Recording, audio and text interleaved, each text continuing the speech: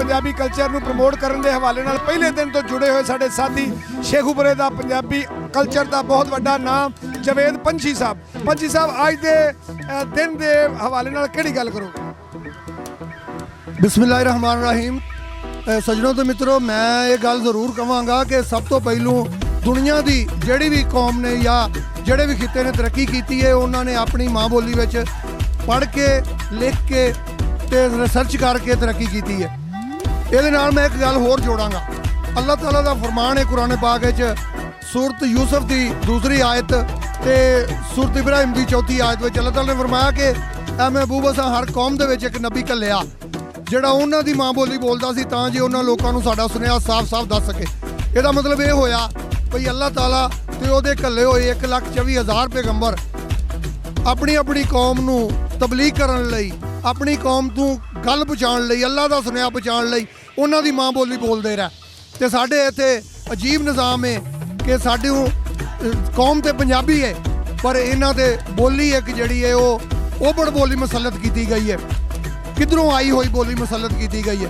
मैं अपनी पंजाब सरकार नूं खसूसन मरियम सरकार नूं ये गल कहांगा कि होर इत्थे जिहड़े बड़े चंगे चंगे काम कर रहे हैं, जिहड़ा लोकां नूं अवेयरनेस देण लई, अगाही देण लई, जाणू करवाउण लई पंजाबी विच साइन बोर्ड ला रहे हैं। इंज ही जरूरी है कि पंजाब दी नवीं नस्ल जिहड़ी है उन्हां दा मुੱਢਲਾ हक ਇਹ ਵੇ कि पंजाबी जबान उन्हां दी माँ बोली जिहड़ी है वो स्कूलों ते कॉलेजों में लाजमी की जाए।